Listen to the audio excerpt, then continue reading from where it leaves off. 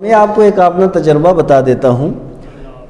اکثر و بیشتر میرا کام ہے لوگوں کے فیصلے کرنا، اور لوگ آتے ہیں اور سب سے زیادہ اگر میرا وقت لگا ہے تو فیصلوں میں لگا ہے۔ تجربے کی دنیا کے اندر میں آپ سے یہ عرض کروں کہ میں نے دیکھا کہ جس کچہری کے اندر، میں نے دیکھا کہ جس پنچایت کے اندر سختی آ جاتی ہے وہاں فیصلہ نہیں ہوتا، اور جہاں پہ نرمی ہوتی ہے وہاں پہ فیصلہ ہو جاتا ہے، وہاں پہ صلح ہو جاتی ہے، اور جہاں پہ صلح ہو جاتی ہے تو میرا رب ارشاد فرماتا ہے الصلح خیر، کہ ساری بھلائیاں اور برکتیں اللہ نے صلح میں رکھی ہیں۔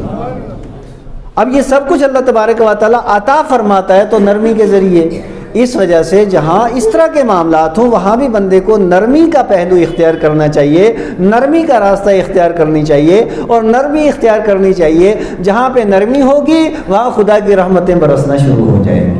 وَإِذَا أَحَبَّ اللَّهُ عَبْدًا أَتَاهُ اللَّهُ الرِّفْقَ، جب اللہ تعالیٰ کسی کو اپنا محبوب بناتا ہے، جب اللہ تعالیٰ کسی کو پسند کر لیتا ہے، جب اللہ تبارک و تعالیٰ کسی کو اپنا قرب عطا فرماتا ہے، اذا احب اللہ عبدا، خدا تعالیٰ جب کسی کو محبوب بنا لیتا ہے، مجھے آپ بتائیے کہ ہر بندہ خدا کا محبوب بننا چاہتا ہے کہ نہیں بننا چاہتا؟ کون دنیا کے اندر ایسا ہے جو حبیب اللہ نہ بننا چاہے؟ کون ایسا ہے جو محبوب خدا بننا نہ چاہے؟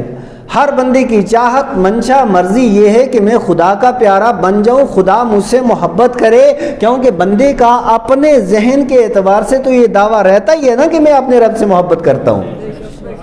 اب حقیقت میں محبت ہے کہ نہیں یہ ایک الگ بات ہے، لیکن دعوے دار تو سب ہیں، لیکن مزہ تو تب ہے کہ میرا رب محبت کرنا شروع کر دے۔ اللہ کی پیارے محبوب علیہ السلام نے ارشاد فرمایا کہ جب اللہ تبارک و تعالیٰ کسی بندے سے محبت کرتا ہے عطاہ الرفق، اللہ تبارک و تعالیٰ اسے نرمی عطا فرماتا ہے۔ کیا عطا فرماتا ہے؟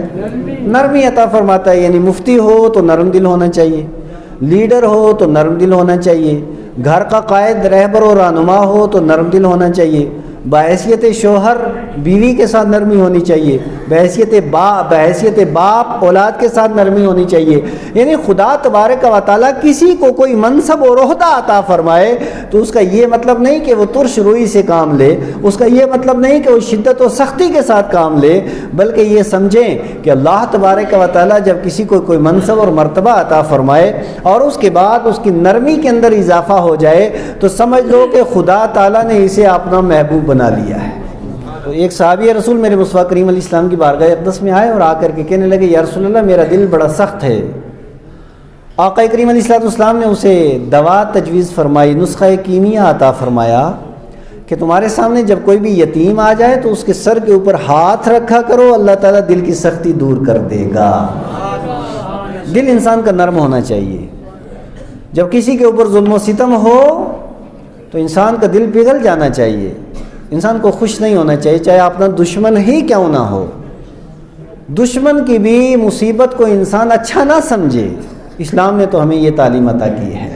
ایسا ہوتا ہے بسا اوقات کے گھر کے اندر کچھ افراد ایسے ہوتے ہیں، ایک آدمی سخت مزاج ہے لیکن دوسرا آدمی نرم مزاج ہوتا ہے۔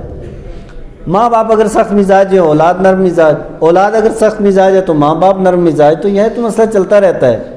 لیکن اللہ کے پیارے محبوب فرماتے ہیں ما من اہل بیت یحرمون الرفق الا حرموا، کہ کوئی ایسا گھر ہو کہ گھر والے جتنے ہیں یہ سارے کے سارے نرمی سے اللہ انہیں محروم کر دے، اور سارے کے سارے شدت پسند ہوں، سارے کے سارے سخت مزاج ہوں، اور سارے کے سارے کو جتنے بھی گھر والے ان کا منہ چڑھا رہے اور نرمی ان کے دل کے اندر نہ رہے، تو اللہ کے پیارے محبوب فرماتے ہیں جس گھر والے لوگوں کو اللہ تعالیٰ نرمی سے محروم کر دیتا ہے اللہ تعالیٰ اسے ہر خیر سے محروم کر دیتا ہے، خیر اور بھلائی بھول کر کے بھی اس دروازے سے اندر داخل نہیں ہوتی۔ اس کی تشریح و توضیح اس کو تو حضرت امام ابو داؤد نے روایت کیا ہے، اور آگے دوسری حدیث کے اندر یہ الفاظ بھی ہیں کہ اللہ تبارک و تعالیٰ جب کسی کو نرمی سے محروم کر دیتا ہے کسی بھی شخص کو، تو پھر اللہ تبارک و تعالیٰ اسے ہر ایک خیر سے، ہر ایک نیکی سے، ہر ایک اچھائی سے اللہ تعالیٰ اس بندے کو محروم کر دیتا ہے۔ اب یہ میں نے مصطفیٰ کریم علیہ السلام کی احادیث مبارکہ کا آئینہ آپ حضرات کے سامنے رکھ دیا ہے۔ اب اس آئینے کے اندر ہم سب کو اپنی شکل و صورت دیکھنی ہے کیا ہمارے دل کے اندر نرمی ہے؟ کیا ہمارے دل کے اندر رفق ہے؟ کیا ہمارے دل کے اندر شفقت ہے؟ کیا ہمارے دل کے اندر یہ اس طرح کی مصطفیٰ کریم علیہ السلام کی پیاری تعلیمات کا خزانہ موجود ہے؟ تو پھر سجدہ شکر ادا کریں۔ اور اگر ہمارے دل کے اندر شدت ہو، سختی ہو، غلظت ہو اور ترش روئی ہو، تو پھر ہمیں اپنی اصلاح کرنے کی ضرورت ہے مصطفیٰ کریم علیہ السلام کی تعلیمات کی روشنی میں، اور اس آئینے کے اندر اپنا چہرہ ہمیں درست کرنے کی ضرورت ہے۔ اس طرح کی باتیں ہیں تو جو نسخہ آپ نے تجویز فرمایا اس کے اوپر عمل پیرا ہو کر کے ہمیں اپنی اصلاح کرنی ہے۔